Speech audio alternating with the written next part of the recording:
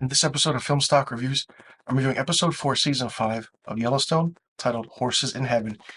Now, this is a really interesting episode. I loved the writing of it, and it's just the tenseness of it and how everything came together was really, really good.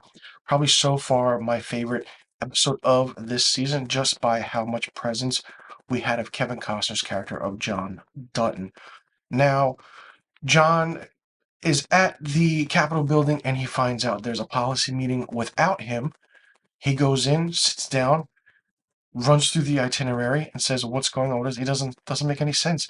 Why is there a policy meeting about the governor when the governor's not in that meeting?" It's so good how the writing is done in this, and it's absolutely crazy. And Taylor Sheridan is known for writing quick, witty humor, but in a sarcastic way. But it's done so well. He goes into the meeting and then he sits down, like I said, and he's like, "Okay, fine." He's like, "Well, you're all fired." And he asks uh, the secretary who's helping him or goes around with him. It's like, "How much money do we save?" He's like, "About 1.6 million in salary and budget cuts." He's like, "There, we're doing our job." It's great how the character of John Dutton's doing his thing. He then goes to his office, and the wildlife park people are there, the police, and they're trying to figure out what happened to the wolves. And he calls Rip, and Rip's like, "No, I know nothing about it." So then he calls the senator, the former governor, Linnell, and tries to figure out what's happening with everything. And he's like, "I need to see you for lunch." So he asks her questions about certain things, about what to do, because he's new to all this, and he still doesn't want to be governor. He just did it because he wants to, he wanted to stop the airport and the condo stuff that's happening. So he talks to Linnell, and as everything is going, it's fine. And then, hey, I mean, Kevin Costner has a huge presence in this, and this show is about him and his ranch, and the precautions and certain things that happen, and some things he doesn't know what's happening, and some things he does find out. Now, Beth, she got into a bar fight. Jamie comes and says, "Listen, hey, this is what's going to happen. This is what's going to do." And Beth is like, "No, forever, whatever. Who gives a shit?" So basically, the woman who is pressing charges comes in, and Jamie, in a way, kind of says that if you're going to press charges, we have to press charges against you as well because you kind of assaulted her in a way with your words, but not by fists. She's from California or whatever. She storms out because, she can't do anything. Beth is charged with disorderly conduct. She has to do community service work. And Jamie's like, "Yeah, whatever." So Jamie offers her a ride. And Beth is in the car and she's throwing like some of the files in the back seat. And then she sees a baby seat in the car. And Beth freaks out, and probably one of the most crazy, like, character flip outs I've ever seen Beth do, and it's because of what happened in the past between Jamie and Beth. Jamie took Beth to get, an abortion with the baby, or the womb got cut out. She's like, "God gave you a child? God took my womb away and gave you a child?" She's like, and she starts beating the shit out of him while he's driving. She storms off and, comes out, and Jamie's like, "I did everything I could, and I'm sorry, I just regret." They have a little fight scene. And Beth, in the cruelest way or form, says, "What did you name your child?" And Jamie's like, "I named him after me." He's like, "Good." He's like, "Wow, wow. What other way could you want two Jamies now in this world?" So Beth is like, "You better say goodbye to him because I'm going to take him from you and you're never going to see him again." So I'm just like, holy shit, Beth is doing her thing, and it's just absolutely insane and something that you really don't know what's going on. Other than that, the whole thing with Casey and Monica having a funeral for their unborn child after the car accident that happened does take place, and it's a really nice ceremony. We see that the unborn child, John Dutton, is buried among the Dutton relatives in on the property. And it's really interesting. It's really heartfelt. It's really interesting to see how all that happens and that how that takes place. Not only that, we see Jamie meet up with Sarah Atwood.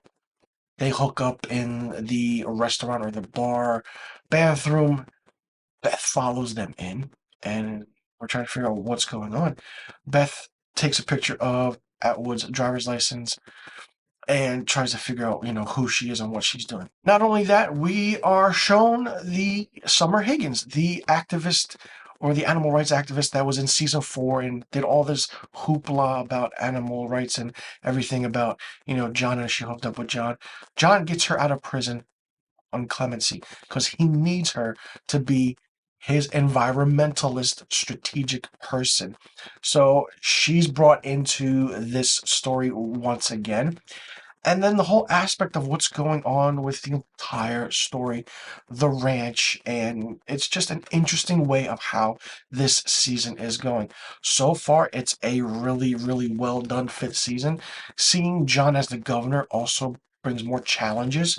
What can happen now? I mean, 4 episodes, and this is a total of 14 episodes because part 1 is 7 episodes and part 2 is the rest of the 7 episodes. So there's gonna be a lot of story, and this is going to be the biggest season by far because each season except season 1 had 10 episodes. Season 1 had 9, and season 5 has 14.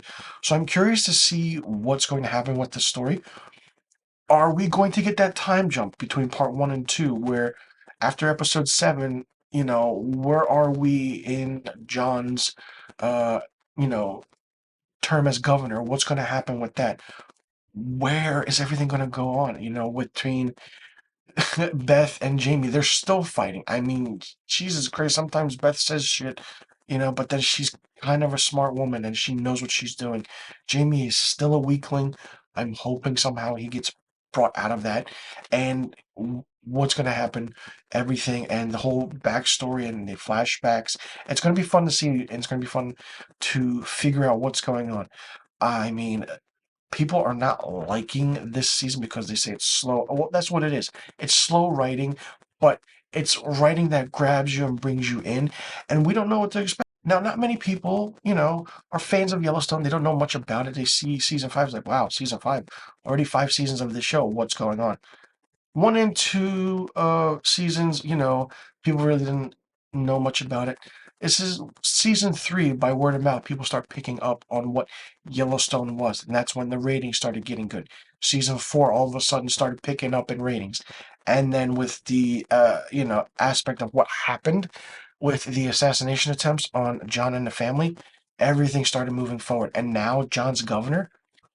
Like, what else can this show do?